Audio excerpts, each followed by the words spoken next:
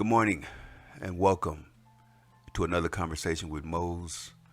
And as always, I pray life is treating you well wherever you are in the world and that you're one day closer to your dreams and prayers coming true. And of course, my podcast wouldn't be a podcast without a poem. And this poem is from the great legendary Nikki Giovanni. And it's taken from her book, Black Feeling, Black Talk, Black Judgment. And this poem is entitled, Poem, No Name, Number 2. Bitter, black bitterness, black bitter bitterness, bitterness, black brothers, bitter, black get, blacker, get bitter, get, black bitterness, now. And I thought that poem was very appropriate for the subject matter for today, discussing black bitterness and what causes it and maybe the roots of, I guess, black people experiencing the bitterness and maybe the resentment that we have, that I feel that we've inherited.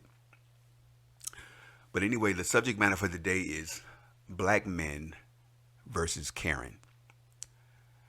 And I have to be honest, I was inspired by my partner that experienced a situation at his place of work with a Karen.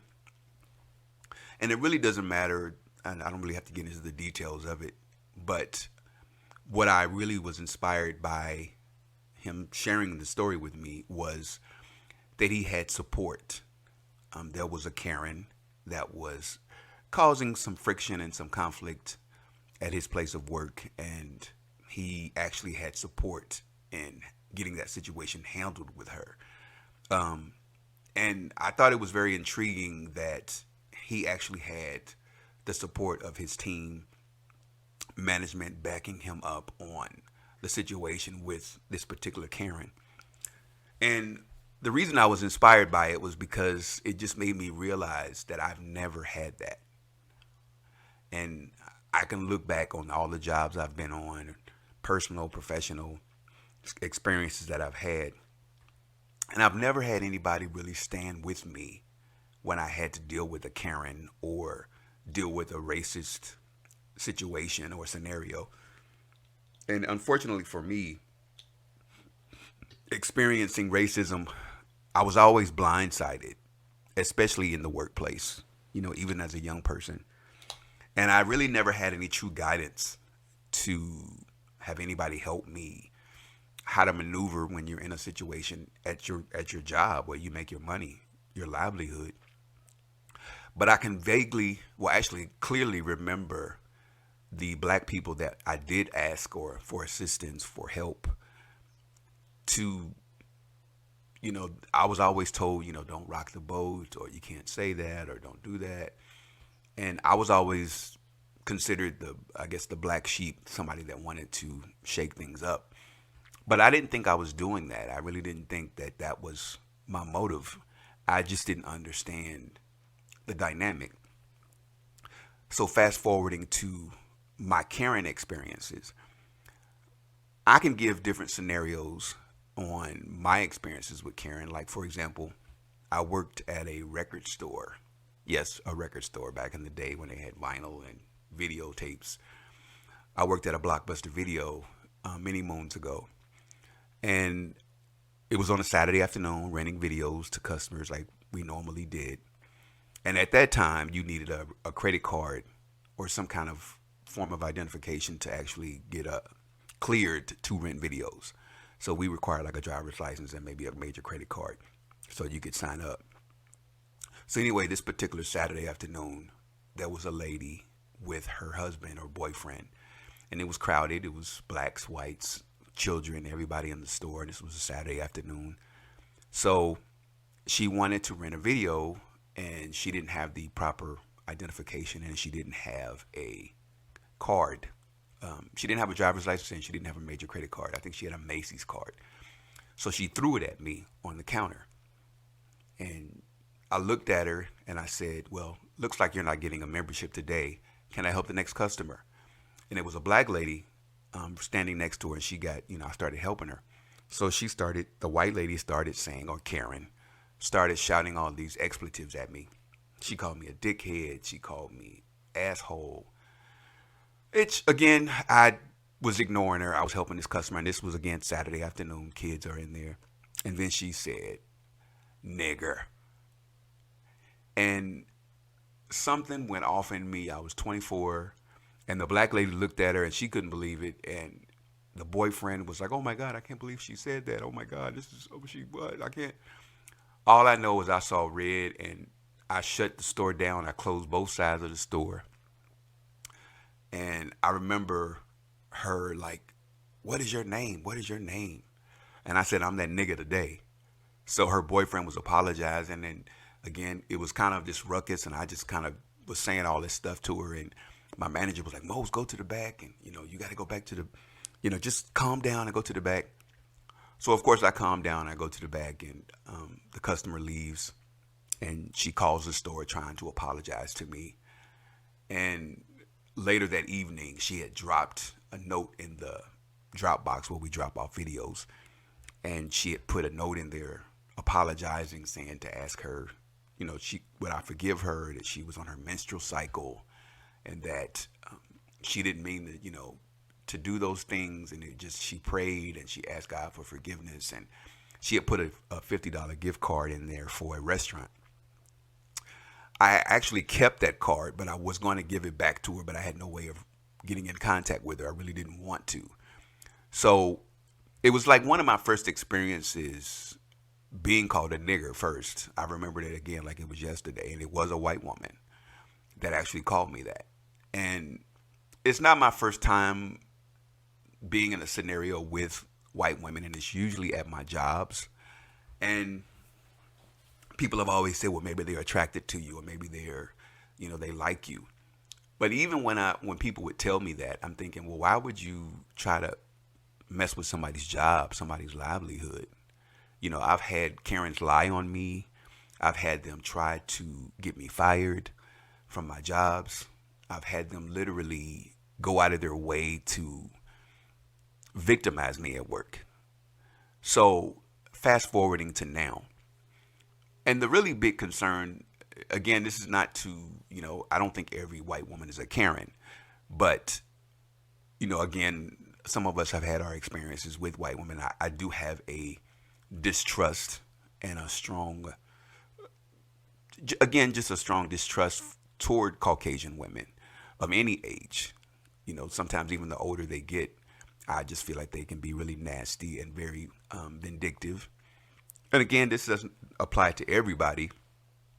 But I guess my point in saying this is that I feel like as black men, I feel like we need to stand together especially in the workplace, when it comes to defending ourselves and our jobs and our reputations at work.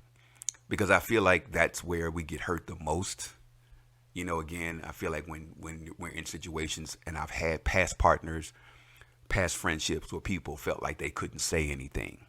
And I found myself oftentimes alone when I had to deal with racist women and men on more than one occasion.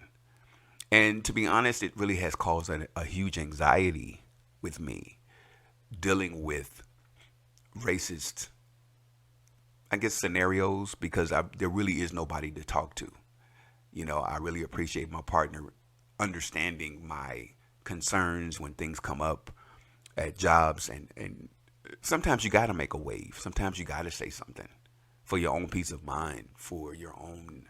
Yeah, you do run the risk of losing your job, but, where's the integrity? Why do we have to continue to accept things that we shouldn't have to take? We shouldn't have to defend ourselves and our character. And I do have a level of bitterness in me that I feel like I inherited it. And again, it's not just to single out Karens. There are men out there. I've been literally harassed on jobs. And the biggest issue I had was the fact that nobody helped me. They witnessed it. HR, my coworkers, my team members, nobody helped. Nobody stood by me. Nobody said, yeah, no, I hate to see this injustice happening to Mo's. Let me see what I can do. And honestly, if I know somebody's struggling and if somebody needs, I'll definitely help. Because again, I don't have anything to lose to, but to see somebody suffer, and whether people realize it, racism causes a lot of anxiety. Maybe at different levels for different people. But my speaking for myself, it truly has caused an anxiety within me because I don't trust very well, and I am one of those black men that's going to question everything. I am. If something seems wrong, it don't seem right, I'm going to say something. And I've had white managers, male and female. When I worked at another record store, there was we had issues with theft. People coming in shoplifting and all this other stuff. And the manager had a meeting with all the employees, and he wanted to discuss theft and some of the things that we could do to manage to deter some of the criminal element, as he put it, in the store. So he said, I remember clearly him saying that we need to keep an eye on the hip hop element in the store. So me being myself, and I think I was like 25, 26, and predominantly white store. And I say, well, me being me, what does a hip hop element look like? So when I see it in the store, I'll know clearly that's a hip hop element.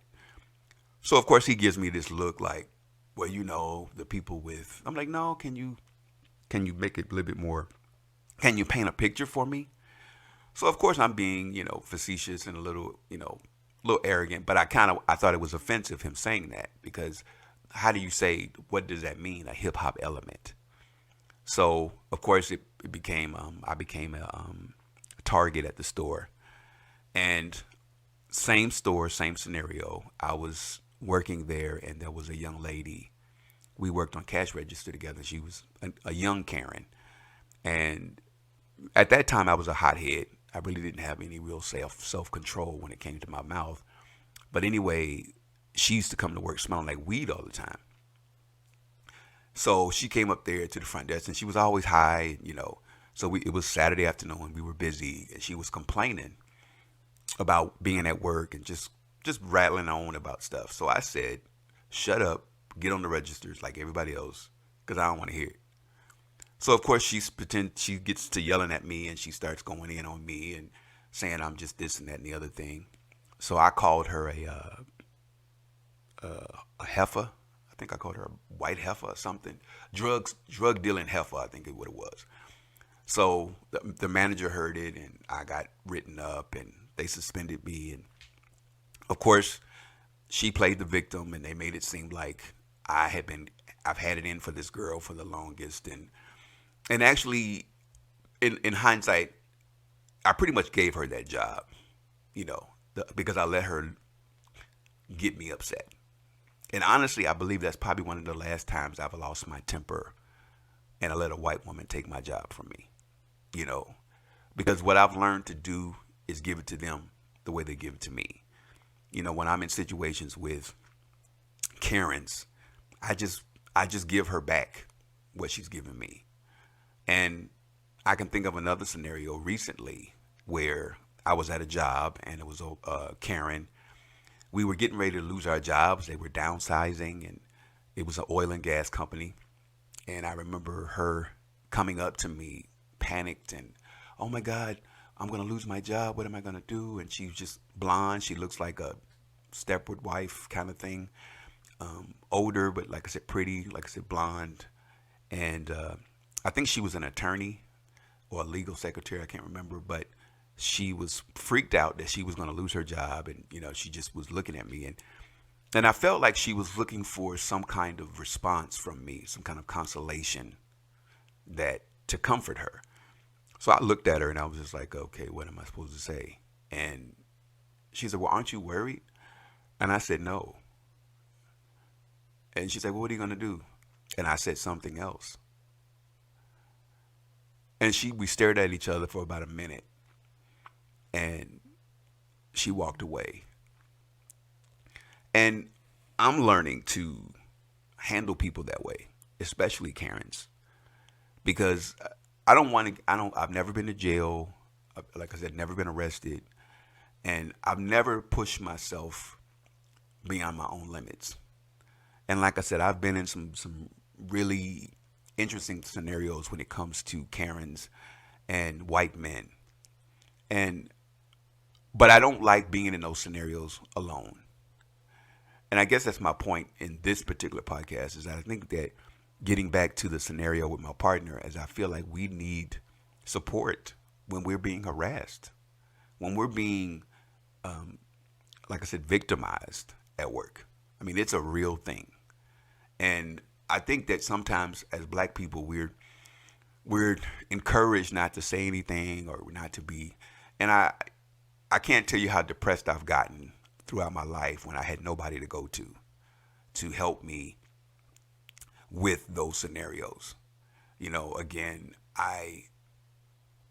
it's really disheartening that to actually experience something that there's nobody to really stand with you to help you through that situation.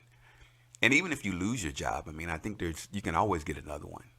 But to be victimized and to be harassed and to be your character questioned at a job that you may actually enjoy because a white woman said something. And white women have been demons as far as I'm concerned, and over the last few hundred years have been the detriment of black men in terms of just putting us in positions where we have to be one against them. I mean, us against them kind of thing. And to be honest with you, it also baffles me with the interracial relationships I still have. And I plan to do a podcast on that because I'm fascinated with interracial dating and marriages and how that works. Because I have such a distrust for white people. I really do. I don't think black people can be racist because I don't think that we're oppressing people.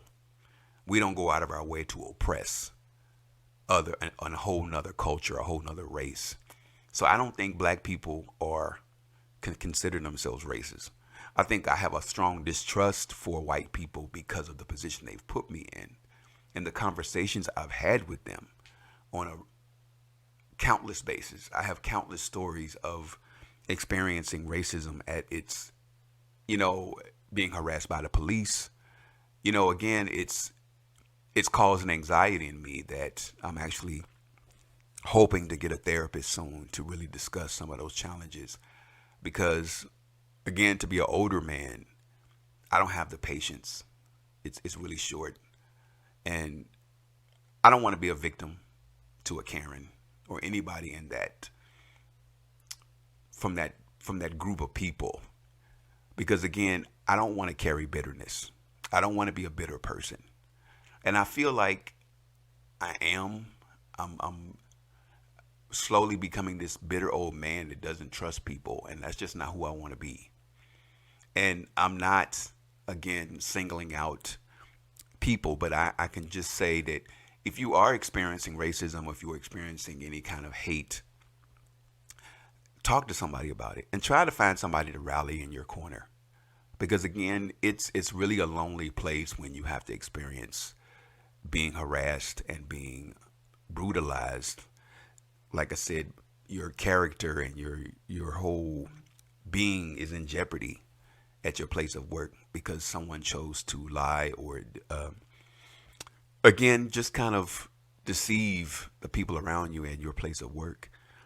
But I wasn't really sure how I wanted to approach this. But again, I guess my whole angle is, and again, this has nothing to do with the experiences that black women have with Karens. It's just a different take and how we have to handle. Because to be honest with you, I feel like when black women and white women are going at it or having any kind of conflict, it's handled differently than when a black man is having a conflict with a white woman. I just feel like the black woman still doesn't run the risk of losing her job as fast as a black man does. I think it's just two women arguing or two women having a conflict, and they're more prone to treat it a little bit more lighter than a situation with a black man and a white woman and their conflict. It turns into something else. And I feel like it's something that has gone on for years, and again, hundreds of years. And nobody takes your side. Nobody believes you. And everybody just says coward or don't make a big deal out of it. Just kind of let it go, pray about it. But again, sometimes I think, when do we speak up for ourselves? When are black men allowed to be upset? When are we allowed to address things and really, really stand up for ourselves? Because that's the biggest issue I have. I refuse to not stand up for myself. And I think that's the biggest loneliness that I'm feeling, is that at this time of my life, I'm standing up for my life. And I am living outside my comfort zone. And it's scary. It's, you're afraid you're going to lose everything that you've worked so hard for. But I'd rather be the guy that fought for what's right, because I want to make a way for the next person coming behind me. The next black man is in that same position that I'm in now. And I want to make it easier for him. And if I can make it easier for him, then yeah, I want to do it. I want to make that wave. And then maybe that next Karen will think twice before she makes that mistake of saying something. And to really be honest with you, I don't think people have met crazy. We're living in such a time now where people they don't have anything to lose. And you're going to get that Karen. She's going to get the right one.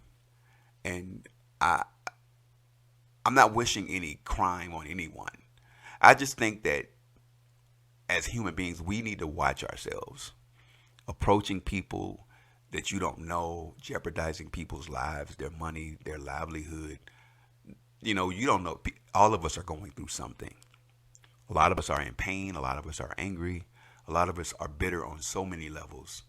And I think we really do have to just kind of be careful who we approach and how we approach them. Because you really don't know what's going to happen. You just don't know. Or who they could be. And again, we're living in a time where I think people have nothing to lose. And this podcast really is just for people that are maybe going through something at their job or maybe at school. Because again, I think racism is real. I think we need to kind of diffuse it, take away its power. And we have to stand together. I just think we have to learn to stand together against stuff like this. I mean, yes, people can march, and I'm not diminishing marching and doing all these protests. But when it comes to, just like I said, standing up for each other and backing each other up in terms of situations. And it doesn't have to be, all black people gathering together to back up. It could be anybody. Just if you see an injustice, standing up for it. And again, I think it's really important that we recognize that we need each other in situations like this. And as I said before, I've never had anybody stand with me. It's really disheartening when you're out there alone and people see you're going through something that's clearly wrong and nobody wants to help you. It's something I still struggle with even to this day. But I didn't want to, like I said, I hope this wasn't one of those situations where, you were expecting me to be this angry black man. I'm just going to say white women are evil, even though I do feel that way. I just want people the whole point for me is we just have to stand together. We really, really have to, especially, I don't feel like the country's getting better and I don't have solutions. I just think that we are more powerful standing together than separate. And that's my take on that. But fast forwarding, again, my podcast wouldn't be a podcast if I didn't talk about my store, All Things Moetic. And again, I want to encourage people to stop by my store and just peruse and see what you can see. And there's definitely some special gifts in there for people that you might be shopping for, something unique for a friend or family member. Stop on by. And as I said before, if there's a picture in there or something you want to see in a different size, or if you just want the print, by all means, reach out to me and I'll definitely make that happen for you. And look for some great things in the future in terms of new items. I'm definitely going to have my coffee mug soon and some t-shirts to follow sometime later in the summer. But as always, thank you for listening to another conversation with Mose. And as always, I pray life is treating you well wherever you are in the world, and that you're one day closer to your dreams coming true.